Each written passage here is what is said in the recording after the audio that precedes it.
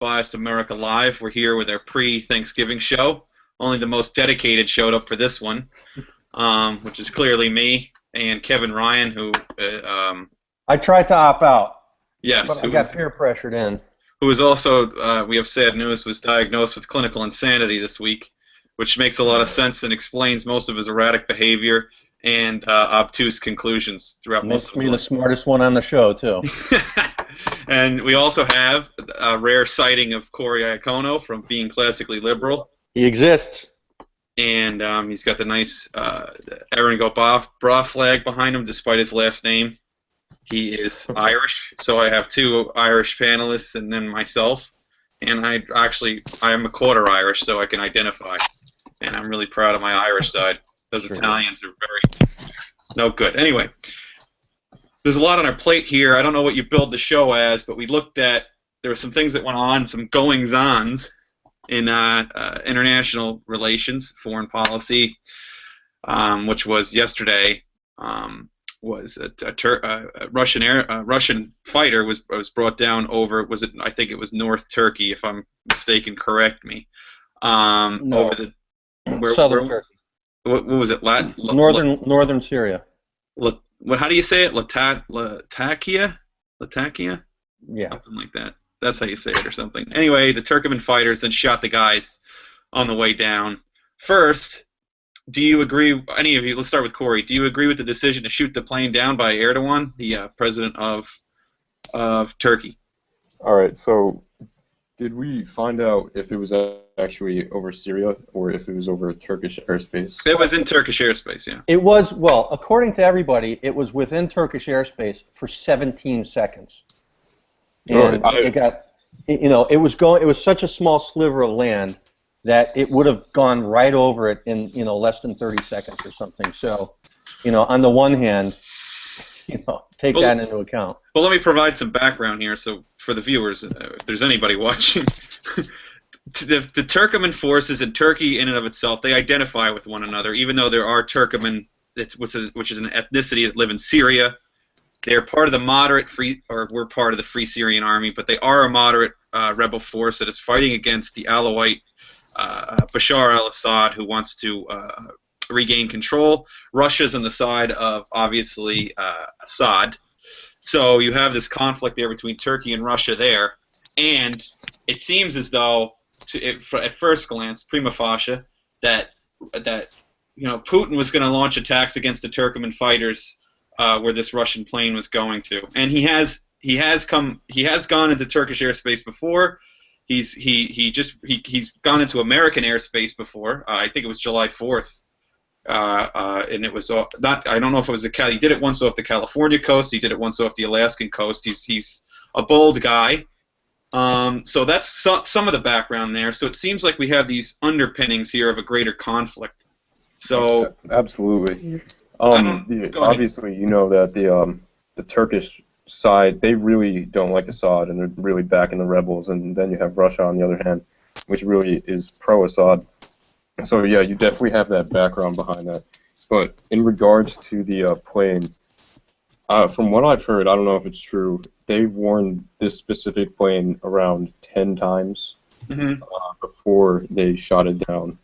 So honestly, if that's true, if they warned them several times that they would shoot them down and the plane didn't leave, then I think that it is appropriate to take it down. I'm pretty sure it was confirmed that they warned them 10 times. Okay, yeah. Then in that case, if that were American airspace, I would have said take that Russian plane down. Right. To be honest. Right. I mean, how many times can you warn them without understanding that they have intentions to do something? Why would you go there in the first place? What do you think, Ryan? Well, I think it's part of a pattern by Putin, and I think it's probably a really smart thing. I'm not 100% of this, but if you look at the complete violations of NATO territories that have occurred, he's gone into what was it, Scandinavia. He's gone into several places. He's come really close to violating American airspace a couple times, and he has violated Turkish space before. If you really add these things up, what he wants to do is do something minor that's going to tick off a NATO ally, is going to that ally is going to go to NATO and say, Article 5 or Article 4 or something. They're going to say, stick behind us because Moscow is violating our territory. Now, NATO's not going to want to go to war, or they're not going to want a crisis or anything like that. So they're going to back down. Putin knows this, and suddenly the strength of the NATO alliance is going to be weakened. I think you're starting to see a little of that with Turkey right now, and there's a lot of people, even in the West, who are talking about what Turkey did as a horrible move, and that we shouldn't be thinking of this as a violation of NATO space. That's what Putin wants to hear, because now some of those Baltic states and now some of the other NATO states on the edge of Russia are going to think twice about whether NATO's going to stand behind them if Russia goes after them. So I think he's weakened the alliance by doing, if this was a purposeful action. Even if it wasn't purposeful, I think he did. Turkey never really liked the NATO alliance anyway. But I think the problem is that the NATO alliance literally is the United States of America. I think if Michael Lee was here, he'd agree with me that NATO is virtually worthless, if not for the United States of America. And I think that the NATO alliance means absolutely little if Barack Obama is unwilling to back up anything within the NATO alliance. I think the countries in NATO understand that they don't have any backing from the United States of America, and you're watching this loose coalition that was based on American strength start to crumble. And I think you'll probably see some more problems in the Middle East. Who can tell the future? But it's not looking good. I'll tell you that. I mean, with Russia moving into Crimea, you have this China moving into the South China Sea. You have Russia with covert operations also in South America. Ash Carter said that the Russians are starting to act like the Cold War Soviet Union again. They're engaging in these tactics. But I'm getting a lot of people saying that NATO is an outdated alliance and that it doesn't matter anymore. The Cold War's over and blah blah blah. Listen, if it wasn't for NATO, I mean, let me put that a different way. If the Ukraine had been a NATO country, do you think Russia would have gone in and taken Crimea? Yeah. No, they wouldn't have. I think they would have. Absolutely not. No, Russia, like you said, Russia is, well, and Europe as well, are very weak. Russia's not going to go to war with the United States. Well, why would they go into let me rephrase. If the United States was strong and had a more stern foreign policy, rather than retreating and retracting their military, do you think Russia would have invaded the Crimea? I highly doubt it. But are you going to test a treaty that involves all of those countries, including the United States, if you don't know for sure that you're going to be wrong? I mean, look at what happened when Saddam went into Kuwait. I mean, he totally gambled and lost. Do you think somebody else is going to make a bad gamble like that and just think that Obama's not going to go ahead or NATO's going to fall apart? I think these are little tests of NATO that are probably working up to something bigger. If not, not like a World War III scenario, but something where he's really going to push NATO's buttons to see how they'll react. To that point, though, on your NATO, comparing it with what we did in Kuwait, yes, we had a NATO coalition. That was the United States of America that absolutely decimated Baghdad. First with the Apache helicopters, and we took out all their radar. That was probably the most fortified city in the world at that time. It was the United States military that crushed that city. Yeah, my point was just that it was a gamble that lost, that destroyed Saddam in the end. And there was a threat that Saddam was going to invade Saudi Arabia, our ally as well, which is a United States ally. And we have treaties with these countries that state if you attack an on an American ally is attack on the United States. We have the treaty with Israel too. But yeah, I see your point, and you may have a point there. I'm just saying that this guy's getting very emboldened, certainly more emboldened since the Iran treaty. You can't argue. After we sent the Iran treaty, now they're testing ICBMs. Russia has sent surface-to-air missiles to protect these. I think to protect these nuclear sites, very sophisticated surface-to-air missiles. What do you think, Corey? Do you think? I mean, on that front, do you think there's something going on here that's bigger, and part of it has to do with the United States pulling back in that region? I do. I have to concur with Kevin as well that I think that Russia and Putin is testing NATO, and it's working up to something bigger. And yeah, definitely the de-escalation of U.S. military presence in the Middle East, I think, probably has contributed to the fact that Russia has become more aggressive and more like they're their presence has become more pronounced in the Okay. region. When you guys say NATO, I say the United States. I don't think anyone's ever really, for the last 30 years, has cared much about NATO, and more about American policy. We are NATO. I just don't see NATO being anything without the United States, and I think that this Obama administration has necessarily proved it. So Kevin does bring up a good point about the Ukraine, but I think that's an American problem more so than it is one of NATO. I think watching Russia back Assad and trying to get influence in that region, obviously because they have oil interests there, they want to raise oil prices. I think it's interesting, though, and maybe you guys might think this is interesting, that a country that does not create its own wealth must expand and plunder. I mean, isn't that's kind of fascinating to me that, again, we have this which is more of a fascist nation today than it. Well, obviously, I think it was Peter Drucker who I read, who actually, him and Hayek, I don't know if they worked together, but Hayek cited him many times, said that, fascism is a logical conclusion when communism's realized as a failure. And I think he's really nailed it. You have this fascist government where it's a controlled economy, but they still need the plunder. They needed that port in Crimea. They need the oil revenue. I mean, if you look to it, it's really their economy that has precipitated a lot of this, and an economy that cannot produce. Corey, do you agree with that? Oh, definitely. You think so? Okay, so you think their motivation could be, I mean, yes, largely economic, but the fact of the matter is they don't have free markets, and a dictator or a fascist despot must, by necessity, plunder. Anyone disagree?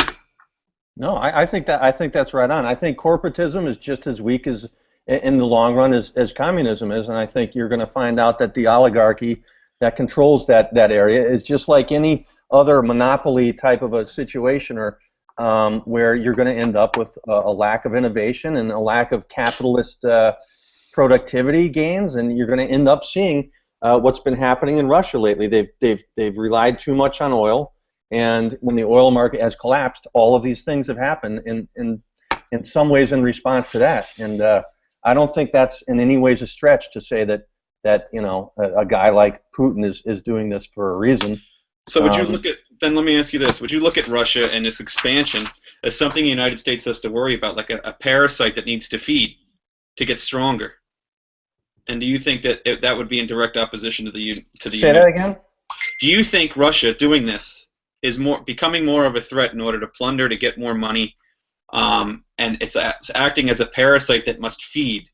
And as it gets bigger and bigger, economically speaking, the more money it gets, obviously there are no property rights, there are no rights in Russia. The government takes what it wants. I think, I don't know, I think I saw a study once of the billionaires in Russia, and they were all a part of the state, and they were all located in Moscow. You know what I mean? So these people take what they want. So do you see this as an ongoing or a growing threat, that the expansion of Russia? I do. Yeah, absolutely. I mean, if you're going to have to keep on, expanding your borders, just to grow your economy, or at least to bring in new goods and luxuries and so forth. I mean, that's the age-old solution for pre-capitalism days. That's what countries did, and that's how people expanded at the expense of others. Ironically, there's a lot of people out there who still feel that one success comes at the expense of another. It's not the case with capitalism, and I think if you had a situation where Moscow was more open to free markets and capitalist measures and so forth, they would be growing on their own, and there'd be more innovation and productivity. But they're not. They're enriching a small handful of people at the expense of a lot of people over there. Why? Okay, let me ask you guys this then, and here's a good question. Why is it that Russia's so far behind the rest of the West? Why is it that all the dictators since Hitler himself has been eradicated from Western Europe? Has Russia lagged? Why has it lagged so far behind the rest of the West in creating a civil society? I mean, are they largely geographic reasons? Is it cultural? I don't understand how they lag so far behind the rest of the world, and as it relates to a civil society and a democratically functioning government, one where actually the consent of the people is considered. Well, it might just be a whole, result of their history with communism and whatnot.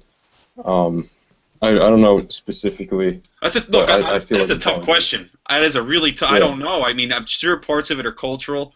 The region that they're located in, mountainous regions, cold, things of that nature. But I mean, I just, look, communism. Yeah, you had Italy. It was fascism. Southern and west in Germany, fascism. You had the Tsar, well, I guess you had the Tsar before. The Tsar was never as bad as Stalin. The rest of Western Europe wasn't so great either at the first half of the 20th century. So but they were part of a worldwide economy, and Right. because of that, they benefited from trade for a lot more years than the Soviet Union did, who only had their own small sphere of influence within the Eastern Bloc. And so it's going to take a long time. It's a good point. For a country to make up for those lost years. That said, a lot of countries have.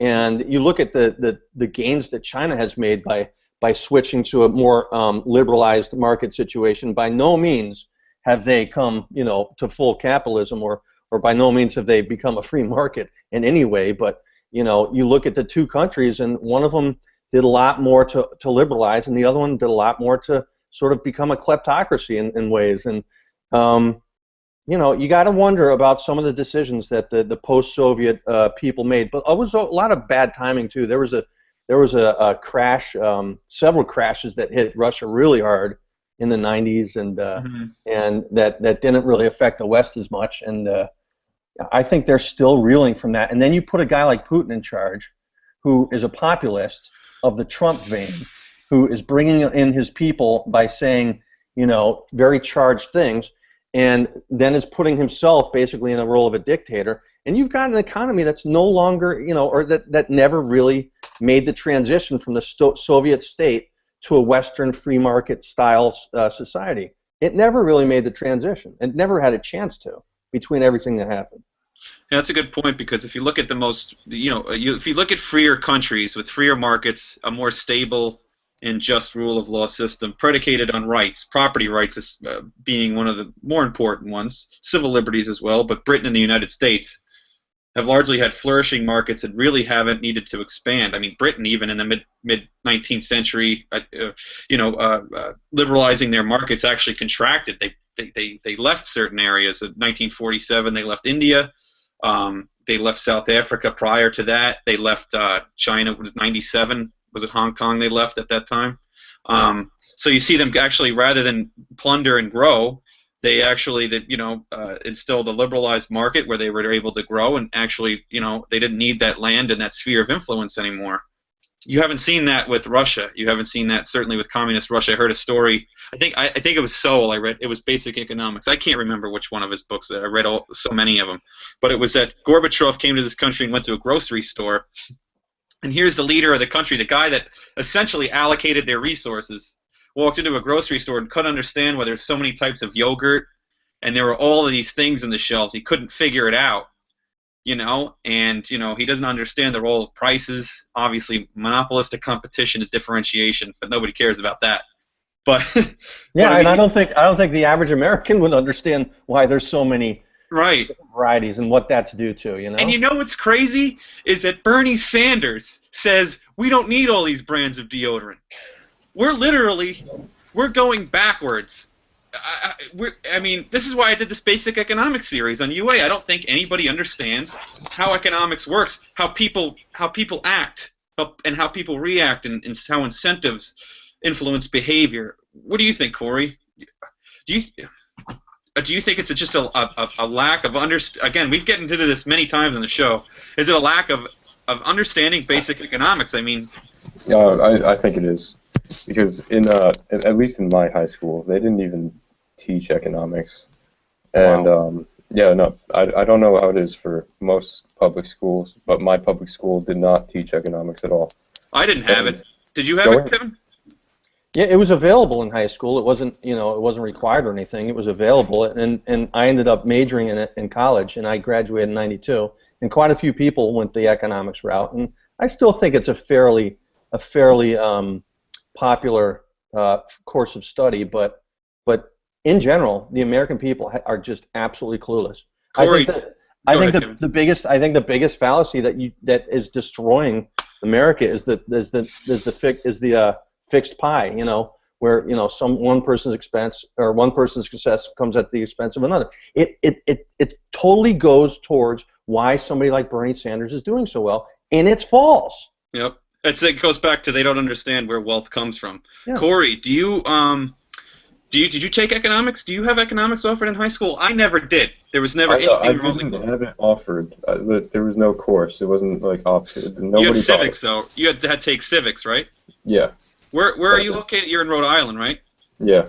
Maybe it was a back east thing. I had to take a civics course, but they did not offer. Oh, you're back east too, Ryan. I never had economics. There was nothing even remotely close to economics in high school. We never even touched it. Yeah, So, no, I had the same experience. And going back to Bernie Sanders' comment about child poverty and types of deodorant, I bet there's a direct correlation between the number of available deodorant types in a country and its child poverty rate. As in, like, more countries with more differentiation probably have lower poverty rates. That's probably the relationship. And Bernie Sanders is claiming the opposite. right. Now, there was a case actually. We have, in the Justice Department, we have the antitrust division, and they have all these economists working tirelessly to just create monopolies and oligopolies and insulate them, which is the exact opposite of what they're supposed to do. But in 1972, there was a case that there were too many different types of cereal. So this is nothing new. I mean, this actually went to court, and they were saying that they had too big of a market share in the different types of cereal. This is how insane. This is what they spent taxpayer money on, is to argue that there are too many brands of cereal. How do you know in a market if there's too many of something? You have exit. You have companies exiting the market. And then there's the best argument. The best argument I heard though, Corey, is liberals and not necessarily liberals, but they're kind of left will say, oh, maybe that Post or General Mills was trying to crowd the market to keep other people out. I said, what is the main? I go, why would they do that? Why would they spend money, lose money, just to keep other competitors out of the market? Wouldn't you rather husband your resources and try to make a better product to maximize your product? They would never. Why would you do that? Many of these supposed monopolistic practices are not really beneficial to the firm that is supposedly engaging in them most of the time. I think Tom Woods had a great critique of the whole theory of underbidding and trying to keep your prices low and then pushing people out of the market and then jacking them up. He had a great critique of it. I can't remember the details. Yeah, but he basically showed that it would cost way too much to do that. To see any real benefit. That's because you're looking at marginal cost and marginal benefit. You can't. Why would you raise your prices? You're going to lose sales. You're not maximizing profit. This happens there's dominant firms and fringe firms. You can look at those models, and that will show you how, even a dominant firm doesn't necessarily care what the fringe firms are doing. It may have an advantage, and it has lower fixed costs, or it entered the market. It had earlier entry and has a more efficient mode of production. But you would lose so much money if you were to jack your prices up and then lower them again. No. Yeah. It goes. The theory or the idea that these practices are being utilized in order to undercut the market goes all the way back to Standard Oil. I mean, you had Standard Oil. Here's the thing. Standard Oil kept keeping their prices low, providing a product that the people were buying, and they were in no way being, giving something to the customer that was worse than their competitors. They were providing the best possible service at a time where, there were not a lot of companies that were successful. But, they got broken up. Look at what happened with Microsoft. Microsoft has had a lot of people saying the similar things about the way their business practices applied and how they were their business practices. I mean, a lot of these things just aren't true. And if you look at them in the long run, first of all, Friedman had said something very telling one time. He said, I don't know how many monopolies survive without government support. And he tried to list them, and I think he came up with two in the history of the world, in the history of the Western world that he could think of that survived without government support. One of them was the De Beers Diamond Exchange, and the other one was the New York Stock Exchange during a period of time which no longer applies. And he couldn't think of any other real monopolies. Now, you might say natural monopolies and so forth, but most monopolies, almost all, are supported by government and not by business practices of the company itself. Right. You're right, and you nailed it, because Standard Oil was I mean, look, you have people don't understand contestable markets. It wasn't that other firms couldn't enter. It was just that Standard Oil was just far more innovative. This guy stayed ahead of the curve as best he can, and the only people that actually benefited were the consumers, was the standard of living and how resources were allocated. It wasn't. I think it was at the end, before the antitrust, that half-wit Teddy Roosevelt, who was a progressive. The only thing I liked about Teddy Roosevelt was that he hated Woodrow Wilson. But anyway. And look at what happened to Monopoly. I mean, to Microsoft. Right. Were they a successful monopoly? No, they were a successful company for a long time by giving people a product they want. And then what happened? Along comes a little guy, Firefox, who comes along with their browser that people like more. And then other browsers are innovating. Microsoft stopped innovating their browser. These small companies took over, and now you've got, a ton of browsers to choose from. So it happened naturally. And this has been going on over time. People were saying the same thing about Montgomery Ward's, which isn't even in business.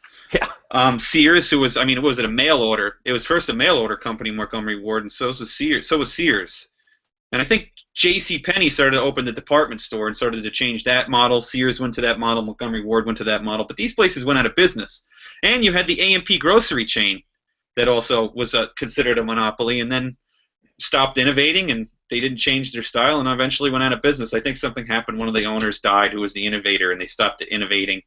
But most monopolies do. Most monopolies go out of business because they don't have the competition pushing them. Right, exactly. So it's like, contestable markets, which dictate that if you are a monopoly and the market is contestable, you have to keep innovating. You can't charge a monopoly price, because then you're going to encourage entry.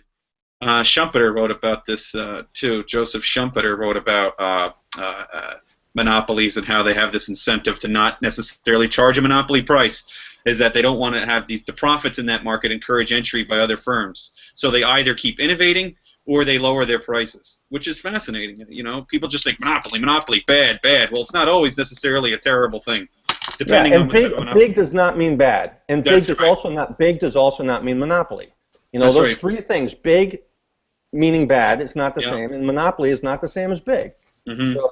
So, listen, I just want to get to a couple things, because I told the guys on UA that we'd be covering a couple other topics about who's right, essentially. Now, we did Turkey and Russia, and I think our consensus is kind of that both of them were assholes. Maybe I'm wrong. But yeah, that's pretty much it. Though I agree with Turkey of shooting the plane down. I think Corey does too. I don't know about shooting the guys on the way down, though. I think that's way too much. But that wasn't Turkey, obviously. Those were the Turkmen. That's them. Yeah. Okay, but I'm not sure if that had happened in Turkey that they would have gotten. Anyways, The point is, I think they're both losers. So the refugee debate, who's right? The pro letting refugees in, or the anti-refugee crowd, the ones who want to keep it out? I don't think there's a right or wrong. I think there's a what cost. I don't know if it's necessarily what cost are you willing to accept, and I think other people, there's this divergence of what cost some are willing to accept and others. I keep hearing pundits say, oh, there will never be 100% chance that, or it'll never be 100% that it's all going to be safe, but there's never a 100% chance. And I say, well, yeah, there is a 100% chance that it will be safe if you don't let them in, or safer. So I don't know, people tend to rule that out, and then the president will frame it as solely as you're un-American. Some people will frame it as you're racist. Some people will frame it, they will take false dilemmas and try to say that, we did this to the Jews in the late 30s as if the Jews were going to blow us up. All right, well, your time is up, man. You're just filibustering here. I want an answer. The people want to hear an answer. Who's right? No, you said who's right. You didn't ask my opinion. I said who is right. It depends on what cost someone's willing to accept. You do ask me who's right. That's such a cop-out. Corey, seriously. Right or wrong? Corey, first of all, can we both agree, Corey, that Will is wrong on this, that he can't come up with an opinion, and, the man just doesn't want to offend anybody. So. You didn't ask my opinion. I did. I want to know who's right. You said Corey, who's right. Watch. Corey will answer. Who's right? Keep them out or let them in. I'll be back. I got to get coffee. I'll be right back. All right. Well, as you probably know, I'm generally in favor of it, and I think the security threat is definitely real, but I think it's exaggerated sometimes. I don't think that there's a good chance that terrorists are going to come into the country by the refugee system. What I think is of greater concern is the idea that these refugees will come to America and then become radicalized, which is, I think, what we saw with the Boston bombers. But I think there's less of a chance of that in America, or that happens less often here than it does in other places. I think, in general, Muslims who've come to America have fit in better than Muslims over in Europe, where they have entire areas that are basically, Fox got in trouble by calling them no-go zones, but there are cultural areas in Europe where it's almost exclusively all Muslim. You don't really have that over here. You have that up in Dearborn, and you have that in some areas, but they're not no-go zones. That's because of the rate at which they allow people to go in. There was a massive influx of people into Europe where they were able to insulate themselves from the broader culture. Here, yes, like you said in Dearborn, there was a massive influx of Somalis there. It was too quick. They were unable to assimilate into the general population and coalesce into the American culture.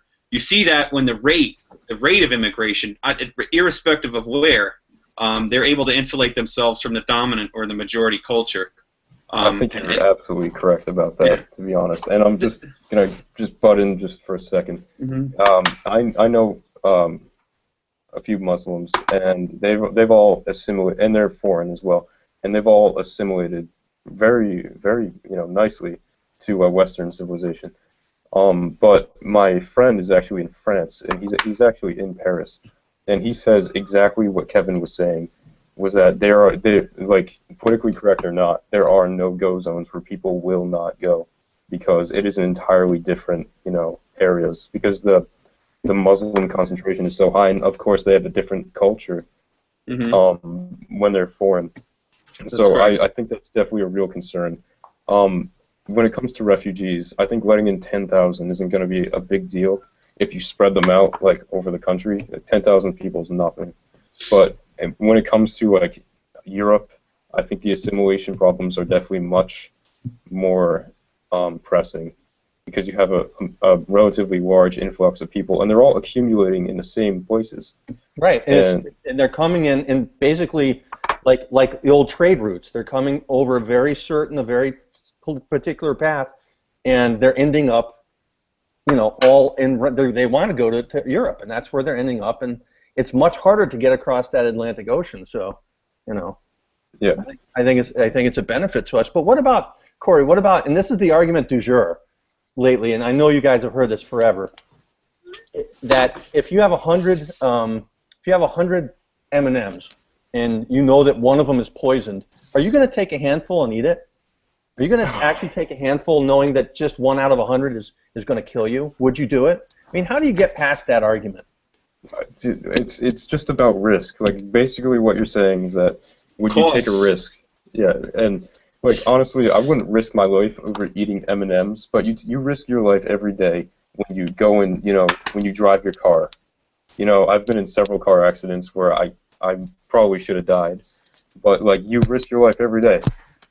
For a number of things, that many of which are meaningless, and like, to say that we shouldn't take any risk whatsoever when it comes to refugees, I disagree. I think we risk our lives for much less than saving other people. And the way I've been answering this argument has been that it's not a 1 in 100 risk that you're going to die. The risk is infinitesimal.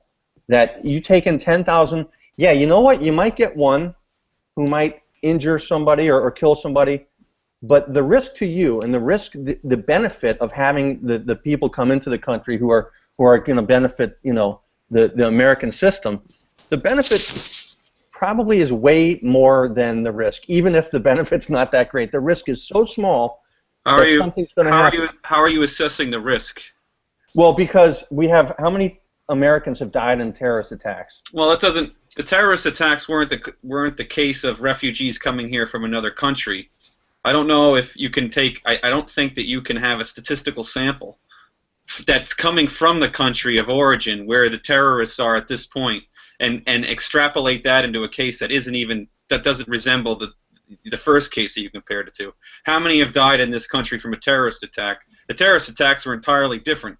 They were orchestrated on foreign soil. Actually, the Tsarnaev brothers were refugees that killed people in Boston. You have a choice, or I mean, you have a point there. But to Corey's point about the M&Ms, which I tried to look at this argument and disagree with it, is he made personal choices. You make a personal choice to drive in your car. This is a collective choice made by elected representatives, trustees, delegates that have to make a choice for the collective, not themselves. If it was me, yeah, sure, maybe I'd see this person on the street and say, hey, I'll let this guy into my house. He looks like he needs help. I'm taking all the risk, not my neighbor, not the guy next door. That's a really good point. You have to look at collective risk, and they take an oath to protect the American people from enemies, foreign and domestic. And if you take that oath and you say, well, there's a 98% chance they could blow up one person, well, you've backtracked on your oath. The benefits are they look at the American people first, not necessarily the refugees. I'm not saying I feel terrible for these people. I think it's an awful, awful thing. And I don't think anybody can say that it isn't. But I mean, to say that I care about Americans more than I do Syrian refugees. I'm sorry. I care about my neighbors and the people here more so than I do those refugees. Look, Americans that came before us fought for this liberty that we have now. I don't see the same thing happening in the Middle East. I see them killing people in the West rather than fighting for any sort of liberty or anything that remotely close to us that resembles a civil society. So I think we protect this one first, and keep this opportunity for other people that want to come here and assimilate, rather than come here as a refugee, just because they're called refugees. I don't know if that necessarily makes them one. All right, I want to do a couple more here from that I promised people we do. This is going to be we could do 10 shows on this, but I just need a quick answer. I need an explanation. Anarchy versus minarchy. I mean, boom. You go first, Corey. Yeah. Yeah. All right. We're gonna piss off a lot of people here. Yeah. From what I've seen, most people who consider themselves to be anarcho-capitalists do so based on their voluntarist philosophy. And I largely agree with that idea that all interactions should be voluntary. But I don't think it's whether an interaction is voluntary or not is like the final moral delineation between what's good and what is not. So, for example, one of I think the most successful government programs was PEPFAR under George Bush. It was actually a foreign aid program where we helped basically a bunch of African countries reduce or treat people with HIV/AIDS, and it was estimated to save, I think, 1 million lives for only around $6 billion annually. And it's like, you have to, when you look at that, I think you have to weigh the moral costs and benefits. And sure, taxation is theft, and it's wrong to do that. But I think that saving 1 million people's lives is more important. And so it's just that my morals are different. And on the other hand, the anarcho-capitalists will they just see whether or not a thing like an action is voluntary or not. Like that's basically the big deal for them, and it's the only deal, it seems like. And so I mean, I respect their ideology. I strongly agree with most of their conclusions, but I don't think that it is. I don't share it entirely. Will, you can't stand anarchists. You hate them. You wake up in the morning, and you basically write 10 posts every day talking about how much you hate anarchy and that you want to go bomb some random country somewhere. No, I think it's two sides of the ideal coin, the utopian coin. One is 100% government that communists and socialists seek to their utopia, where it's government, the individual is perfected through government. And then you have the 0% utopians that think that, there is no need for collective action or government in a society, and that a civil society doesn't need law and ordered liberty, meaning that they don't think that there's any problems with capitalism. I believe capitalism is the best system for allocating resources. I think there's no doubt about that. But without a civil society, without law and order, you can't have markets. Now, I'm not saying that anarchy is lawless, but you can say that it's not lawless, and if you're looking at it from within your own imagination. I don't like government either. I despise government. But why is it that all these brilliant people that came before, that have studied ancient civilizations, understood that there was a need for a limited government? I don't know. Like I think that some of these people, just like leftists, assume that that all of human knowledge and understanding happened just today. That everything started over again, and just get rid of government. Maybe on a small scale that would work. I think it was Robert Dahl that said yes, on a small scale you could have that type of system, though you would still have law and order within that system. But isn't he the one that wrote Charlie and the Chocolate Factory? Yes. Roald Dahl? Okay, yeah. You're an idiot. God, I hate you. Robert A. Dahl. I think we're 3 for 3 on this, but I say this knowing that, believe it or not, I think the majority of followers of our page, Unbiased America, are anarcho-capitalist, and I think the reason is because I think we have such similar. I don't consider myself an anarchist, but it's almost like the difference between microeconomics and macroeconomics in that their prescription for a free market is right on. I mean, it works perfectly, and that's, I think they understand free markets, but on the bigger picture, I think you need the infrastructure that's provided by a stable, a larger stable system, and there are just too many problems, I think, with going full ANCAP, and there are too many answers that they can't really give us. They try to, but it just seems a hell of a lot easier to have a small, limited government than to have a bunch of individual property owners somehow coming together with a collective response to any government, in my opinion. Anyways, I don't mean to step on any toes because most of my best friends are anarchists, but yeah, I think minarchists have the better argument than anarchists. I got 2 more, then I'll give the show back to you, Will. Black Lives Matter versus cops. Corey, this is an easy one. Come on. Black Lives Matter versus cops. I think this is a cultural matter, and I think the statistics kind of answer this question. But again, it's a tough issue, and a lot of our followers are going to say something probably different than what we'll say. Well, yeah. We care about the truth above ideology, so that could possibly be why. That's true. Corey, where do you come down on this? I mean, I know you're black, so are you part of the Black Lives movement, or? Well, the whole Black Lives versus the cops' lives. Obviously, it's like a complete dichotomy. You got like the far left supporting Black Lives, and then the far right supporting the cops' lives, or whatever. Well, not even far, but generally the left versus the right.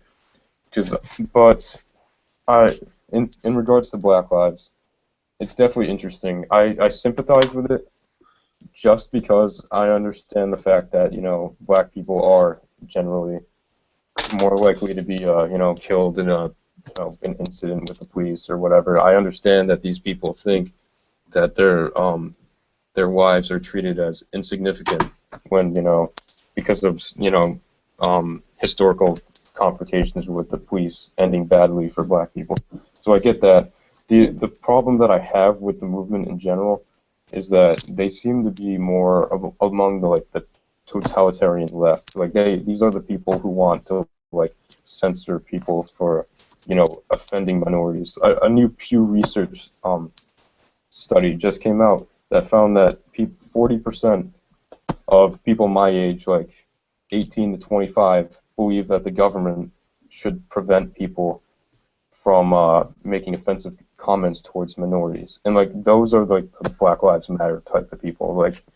And so I understand their concerns, and I don't think we should trivialize them. But I think a lot of the people in the movement, I don't like their ideology in general. Will, you were at the Trump rally, and I think you were the one that actually was kicking and stomping on that Black Lives Matter protester. That was me. Yes, that was you, right? And so I'm going to say that you are on the anti-Black Lives Matter, or at least you're pro-cop. Well, I mean, I could point out all the double standards, but everybody could see that this is such a manufactured issue. You have two black cops that killed a 6-year-old white kid. I didn't see any of these social justice warriors, libertarians, or the left posting it all over their Facebook page. What I do see, I don't see the media showing that. This happens all the time. I see that. I see somebody, I'm not saying cops are perfect. They're highly imperfect, just as anybody else is. I don't see any widespread racism among cops. I think what Black Lives Matter is concerned are with the wrong people. It's not the cops, but should be with the government itself. And a lot of the racist policies it instituted in the early 20th century and how it affected and ghettoized blacks today. You don't hear enough about what FDR did, his explicitly racist policies, and the FHA. I'll bring it up a million times. You don't hear what they did with the GI Bill, that they didn't give the same amount of money to blacks that fought, and they weren't exposed to that bill, or they weren't afforded the same privileges of that bill as white soldiers were when they came home from the war. The Public Works Administration had explicitly racist policies of segregation. They wanted to purposely segregate communities. This is coming from the federal government. You had this in St. Louis at the local level. You had it in Baltimore at the local level. But has it been fixed? I mean, are you maintaining that there's still these policies out there that?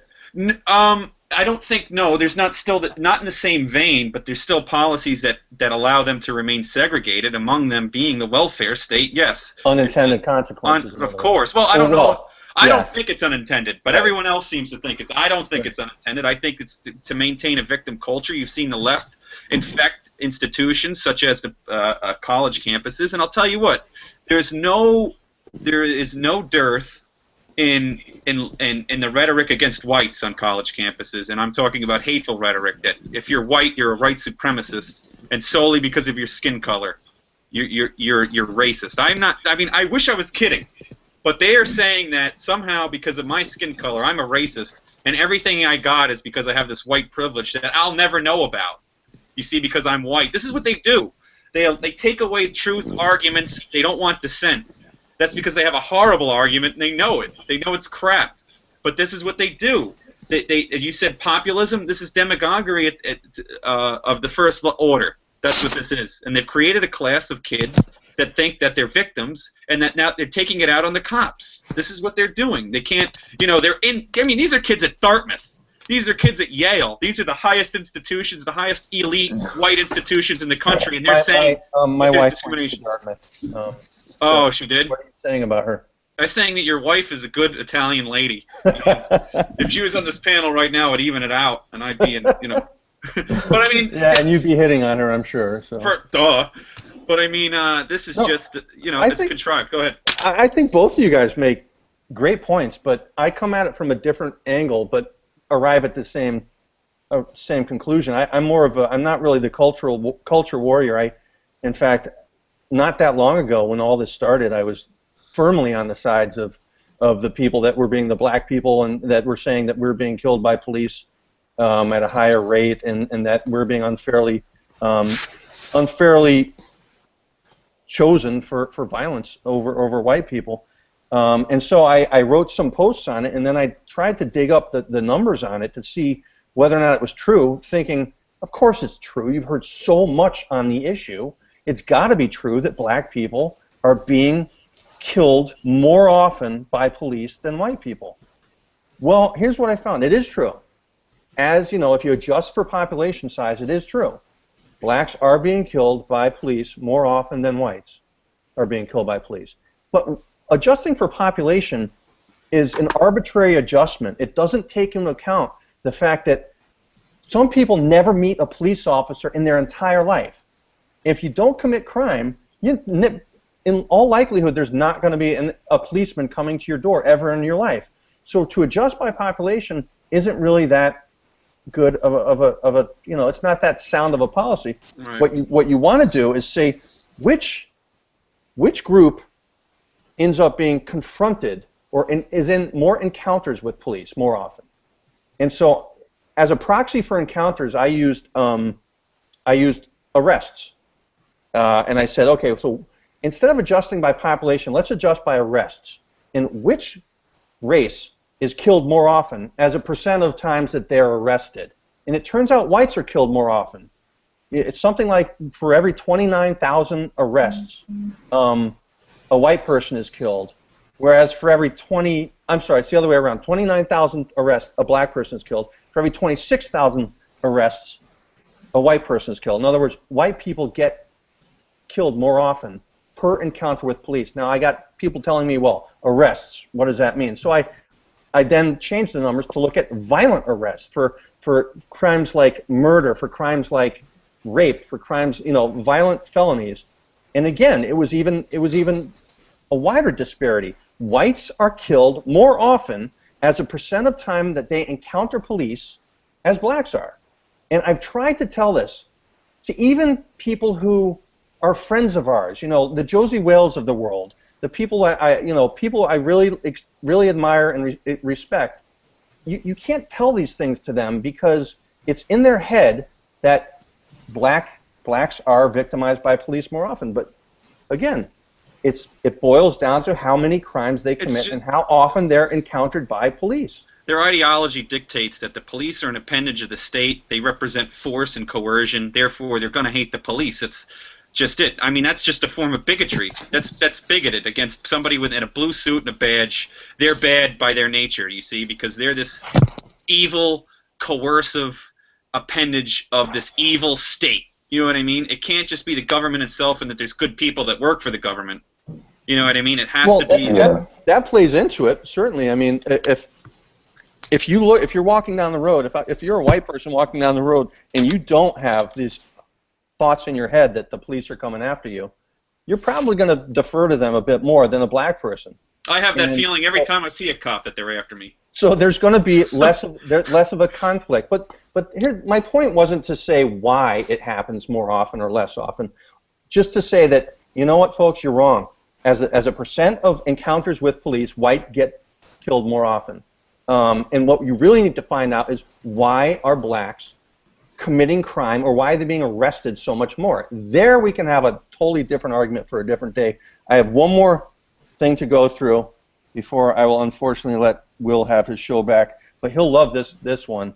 Chicago school versus the Austrian school. Will, I know you got some opinions on this one, and we're also going to piss some people off here, but I got to start with you. If you want to get to the methodology of it, the Austrian school's largely incomplete. You can't say that, by mere conjecture you can make statements and end at the hypothesis phase. I'm not saying they do this in all. I'm saying, certainly they'll use demand functions and stuff like that to, elasticities. I believe that they would agree with mathematics for elasticities. Certainly they won't. I mean, here's a guy in this book, which is game theory, and Morgenstern is an Austrian himself, so he actually brings in mathematics into industrial organization. But Austrians would say industrial organization doesn't exist because you can't have market failures.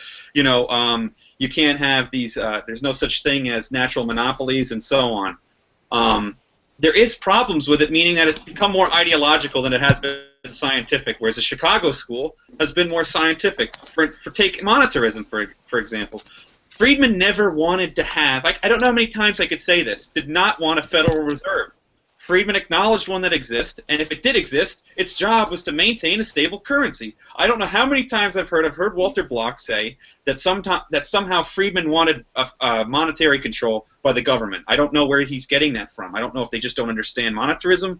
I'm not sure if they don't understand Milton Friedman. I have a lot of problems with the Austrian school. I do have a lot of problem with neoclassical, where it's certainly in academia where it's become all mathematics and not enough economics. I think that you could get bogged down in modeling and not enough in economics. But is that a presentation issue, or is that an actual issue of a theory that is not being proven well enough, or that's just not being presented well enough? How do you mean by that? If getting bogged down in mathematics doesn't necessarily mean it's part of a bad model, part of a bad research paper or a bad theory. No. I think that I think the use of modeling should be to understand economic phenomena better, and to discover trends and to explain hypotheses within the scientific method. I think that it's become solely modeling sometimes. That it's just you have to kind of interpolate the economics into the mathematics, or you have to kind of extrapolate the economics out of the mathematics rather than the other way around. I think that it's an explanatory tool and nothing more. And I think that some people want to make mathematics economics itself. I'm not saying it plays a very important role, but I think that there's this misconstruction that models somehow predict, that they predict things that happen in the future. And I think a lot of people believe that's what they do. But modeling is merely a predictor of something that has already occurred in reality. To understand better this phenomena or economic phenomena that has already occurred, you have your endogenous variables, you have your exogenous variables, you look at the model and you could better understand things that have already occurred. It's not to predict things like the weather. I think people think of economic modeling as looking at it as, oh, is there a cold front coming in and is it going to create a tornado? Or that's not what it does. It explains these things far better to able to verify or make empirical certain hypotheses, where I think Austrians want to just end at the hypothesis itself. I think that it becomes just mere conjecture at that point. I agree with Austrians 90% of the time. But I mean, go ahead. I'll say that from my standpoint, I feel I'm a Chicago school guy, but I also feel like I'm a bit of a hypocrite, and I think a lot of us are, because when we're reading a paper, we skip the calculus. We completely go past the math at the end. We read the introduction, which is also the conclusion, and we go through the charts and we read the conclusion, and we skip the math. And I think there's a tendency to realize or to think that the math doesn't matter among some people, or that a paper gets too bogged down and that they really only want to see the conclusion. But I think that the reason the conclusion is there is because of the math. And I've tried to do some pretty rudimentary for a Facebook page, who doesn't have the time or money to invest on my hobby, which is Unbiased America. I have tried to do a little bit of research and a little bit of mathematical analysis once in a while. You wouldn't believe the criticism I get for saying, okay, here's my theory, and it's based on these numbers, which is based on this regression analysis, which is based on this. People don't want to hear the math. They just want to hear what they believe is true to be true. And I think a little of that seeps into the Austrian school, and I think to a larger extent, and this is why I dislike the Austrian school, I think it has resulted in the post-autistic, or as what do you call it? What do you call it, Will? Neoclassical economics? Neoclassical economics, which I believe is just a joke. It's a complete and utter joke. It takes all of the analysis out of economics, and I think to a certain extent, the Austrian school was a stepping stone towards that. But again, when you don't have a lot of time in your day, you just want to know the conclusion. You might not think that math is that important, or the analysis or the model is that important. Trust me, it is. Anyways, I don't know how much you're into this stuff. I know I purposefully asked this for Will because I know he's really a scholar when it comes to stuff like that. But do you have an opinion on this, Corey? Yeah, I definitely agree with Will on this one. The Austrian methodology, I personally find problematic just because it outright rejects the scientific method. It just outright rejects empirical evidence. And it's not necessarily the Austrian school as a whole, but it's more like the Misesian, Rothbardian strand of it. And exactly. They think that logical deduction alone is enough to prove. And and that you're right. And that's the Rothbardian is that praxeology deal. Is that because I'm an economic actor, I can deduce on my own. I could deduce on my own certain economic verities. So I don't need mathematics. I'm a living being. You know what I mean? And yeah. I'm a living being. That doesn't mean I understand. I have a circular system or I have a nervous system. That doesn't mean I understand that too. Oh, well, I'm a living being. I know I have a nervous system. I think that they're getting into things that they're trying to maintain the Mengerian system of 1870. I think he was in about 1870, 1871. Him, Jevons and Walras, the marginalist revolution. Jevons started to try to add a mathematical framework. Menger was largely against it. I'm talking about economic thought progressing.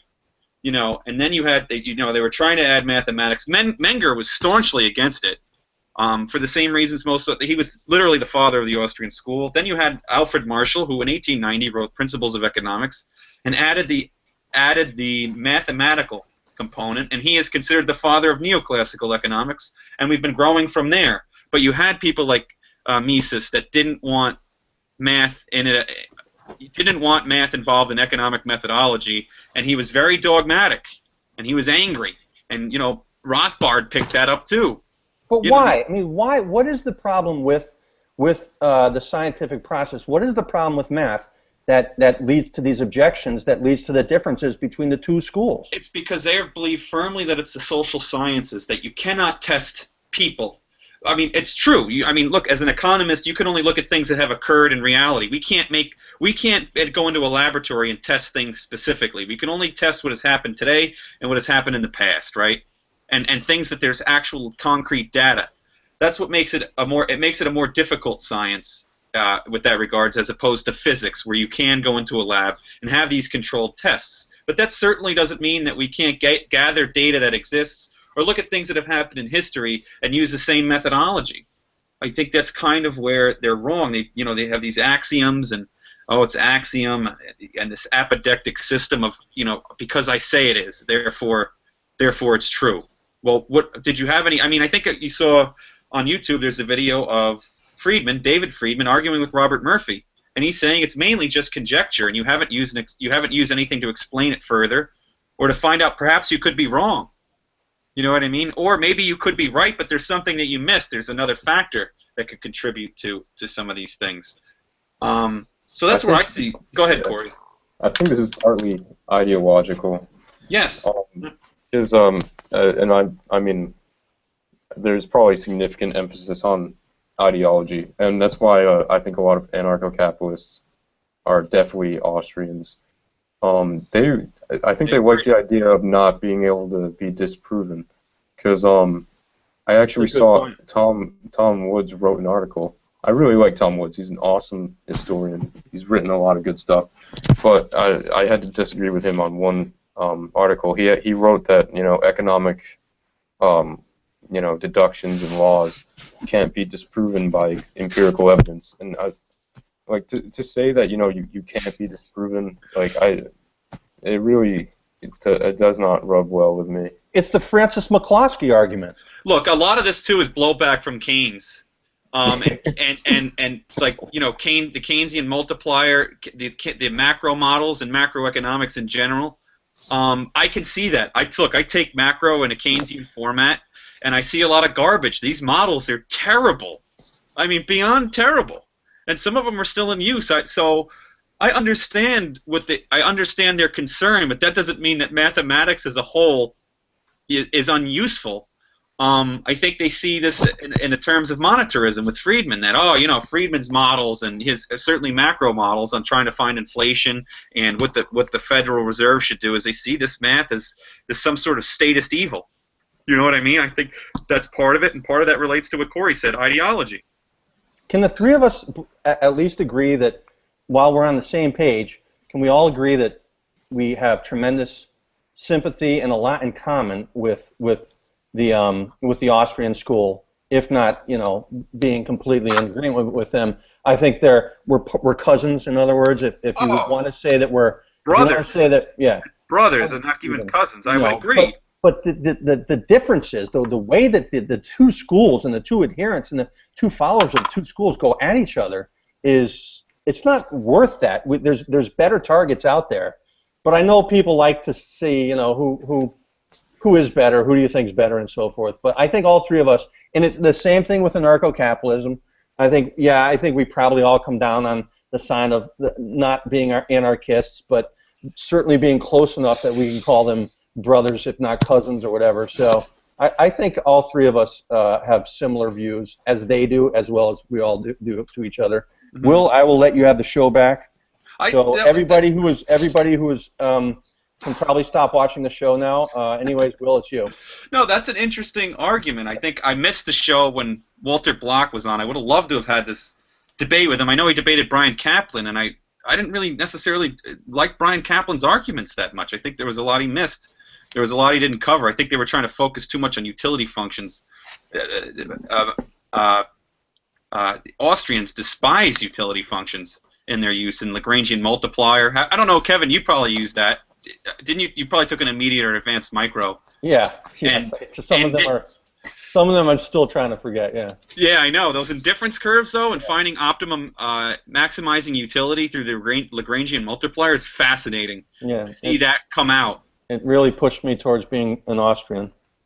I know, I hated it so much, but I mean, once you get it, once you're using these concepts like lambda, and I'm losing my head on trying to figure out lambda, but no one cares about that. But I would think it'd be great to start with an Austrian conceptual framework of what's right and what's wrong, and then get into the nuts and bolts of why it's right or wrong, and then to get because it was tough. The first thing I had to take was Calculus 2. And it was not easy to get through that. It is not easy. It's definitely a turnoff, but I think you have to. I think you have to understand both the concept and you have to understand the nuts and bolts. I had to, because when I went back to school, I had to. I don't know if I had algebra 12 years ago. I got an A in algebra. I understood algebra. I got the formulas. I nailed it. I go back to school 12 years later and have to take a calculus class. I didn't even remember algebra. It was next to impossible. All I did was study all day. I didn't even eat. And I'm thinking, God, maybe I shouldn't do economics. Maybe I should be an Austrian. You know what I mean? Corey, what are you up to now? Are you still taking classes? What's your situation right now? Yeah, I don't know if he's an econ major. I think he might be. I'm an econ minor. Oh, you have to take the core. Classes. You have to take stats and stuff. How the hell do you put out the stuff that you do without, at your age, number one, and number two, without having a full degree, if not a master's under your belt? I don't understand how you have that. I'm just going to say that I read a lot. That's it.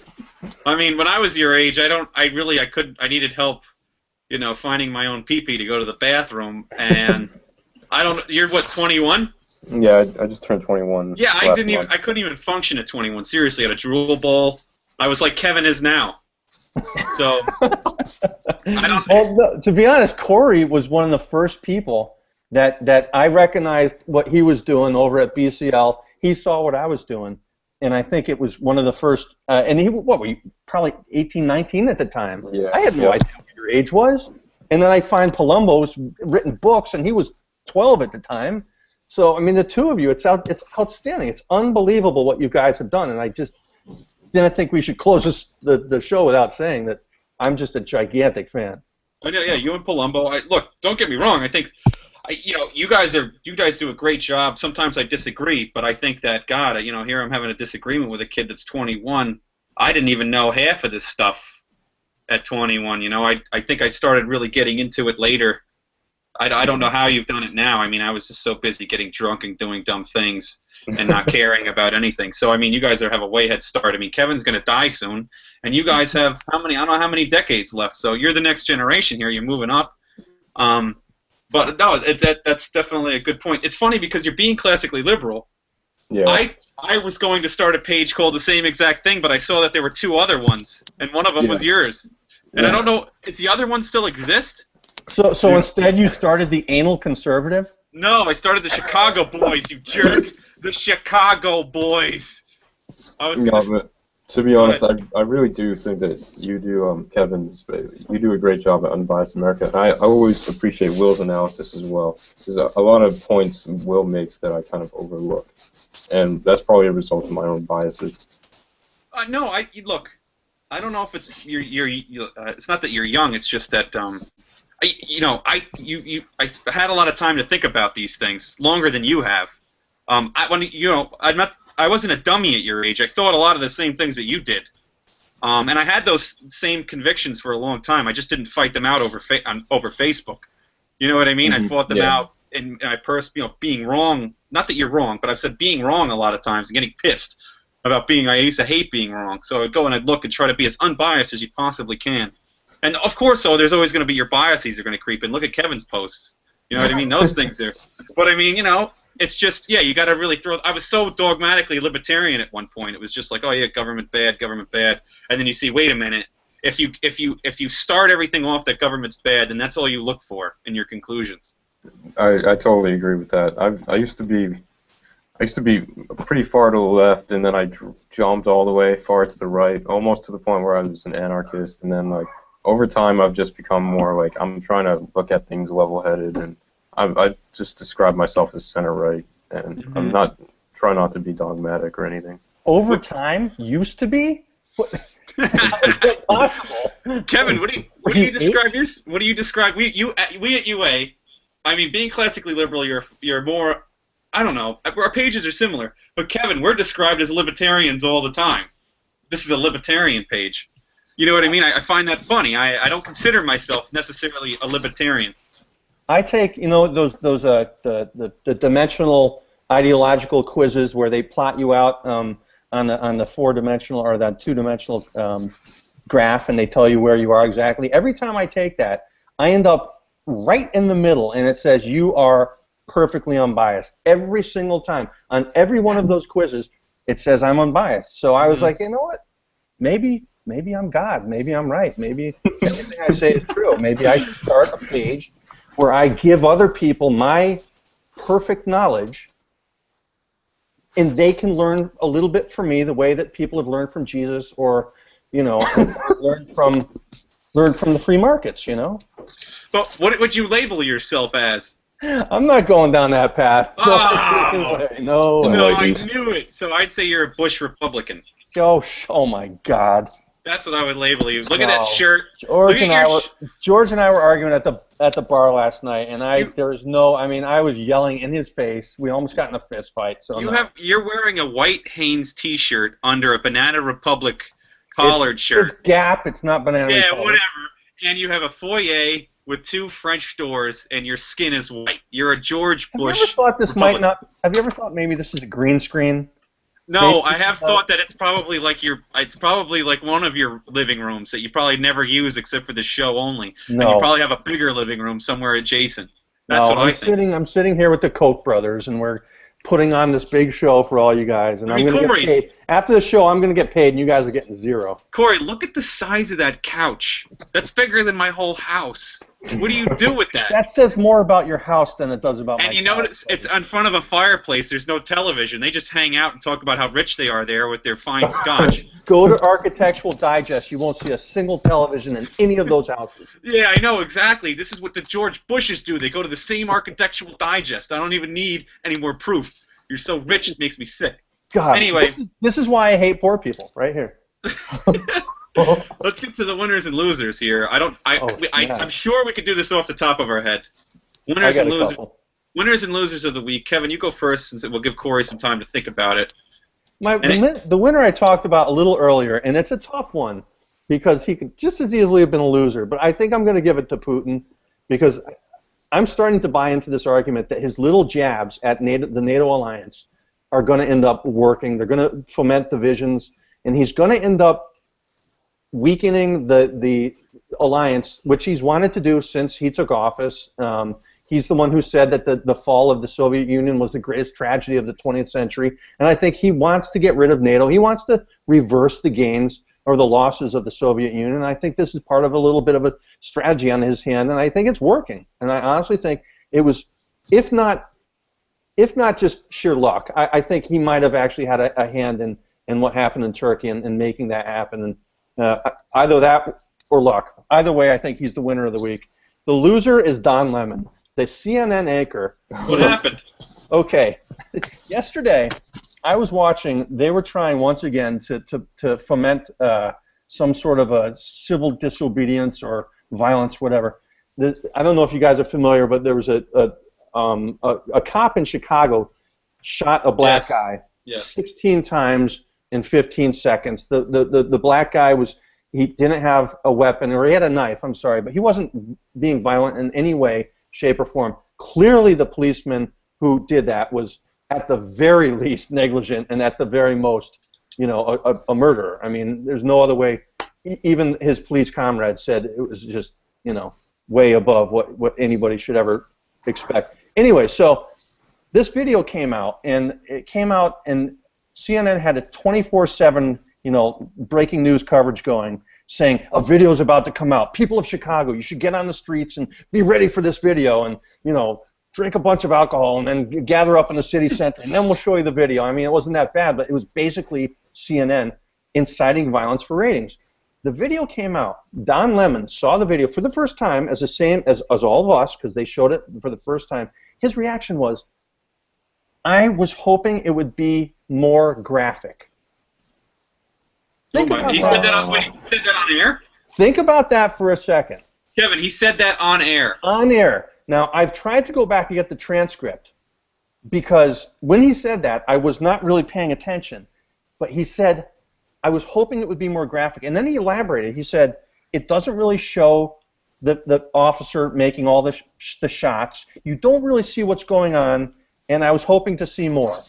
And I'm thinking to myself, he was hoping to see more because he wanted CNN to have another great Ferguson or Baltimore ratings bonanza where the people came out into the streets and burned down the city.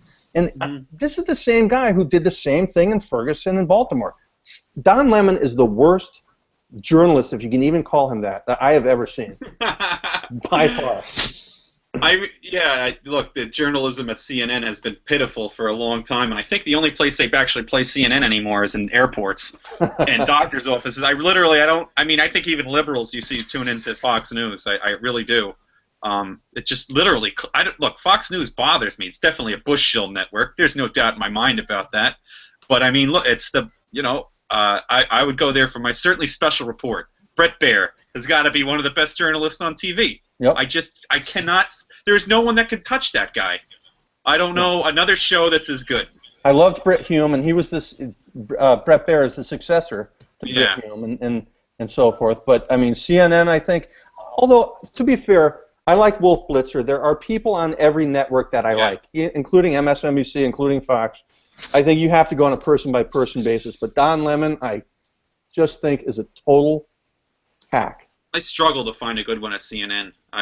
Can you name one for me there? I like Wolf Blitzer. He's old school. He's old school CNN. He's 1991 style CNN, where they covered the from Baghdad. They covered the first Gulf War. He is left of center, and you could tell that when he's on the air. And he certainly exposed himself. I think it was when Bush won the second time, when Bush won in 2004. I mean, CNN was. It looked like I don't know, all their children had died over there at CNN, and Wolf Blitzer was among them. I mean, that was fantastic when that happened. I'd love to see these people squirm. That's part of the reason why I like Trump. But Corey, go ahead. Who is your winners and losers? Honestly, I'm gonna have to agree with Kevin's. I didn't really think of him independently, but I think Putin was definitely the big winner this week, at least. Mm-hmm. Okay, and who's your loser? If you don't have one, just do what we all do and say Will. Yeah, I'll just go with Will. I don't know who my winner would be. I don't think. I mean, obviously Ted Cruz is a big winner this week. I mean, I've even heard chatter from people that I was like, oh, I like Ted. I think this Ted Cruz is really promising. I was saying that, last spring, and people were like, oh no, he's crazy. Now I hear people saying, oh, I like Ted Cruz. And I really thought him and Rand Paul had a really good chance of winning, or him and Rand Paul being the who Marco Rubio is now. I think it will really come down to probably Cruz and Rubio, and perhaps Trump later on. But Rand Paul, I can't stand. His campaign was run so poorly that he blew it. And Ted Cruz is really on the up and up. Here's a guy that never attacked anybody's supporters. He was waiting in the wings. He looked more pragmatic at that debate when Rand Paul was talking about foreign policy and Rubio was talking about foreign policy. He looked like he took a middle position. He looks more sane, and these terrorist attacks certainly helped him out. I think he's bold, and I think he's got the anti-establishment position. I think Rubio's hurt. He hurt himself. I'd say Rubio's the loser this week because he's really looking like the establishment candidate in an anti-establishment election cycle. So I think he's kind of hurt himself at that point. I think if any of those guys rise to the top, which I do think they will, I think it'll be a bit of a Trojan horse candidate because Rubio has some of the Tea Party backing, and he does have an outsider feel to him in that he's relatively new in the game, but he's definitely establishment in a lot of ways. And even Cruz is, we're talking about somebody who's a pretty high up politician. So I think both of them have the establishment behind them in certain ways. But Cruz definitely is an outsider, and I think you're right. I think you're right. If you look at Cruz's record, I mean, the guy has blasted leadership over and over. They hate him. They hate this guy's. I mean, he has gone, and they say, oh, he's just being bombastic and all these things that, Rand Paul attacked him at one point. I'm like, this guy has got. He just can't put himself together, Rand Paul. It's like, what do you want to do here? I don't get it.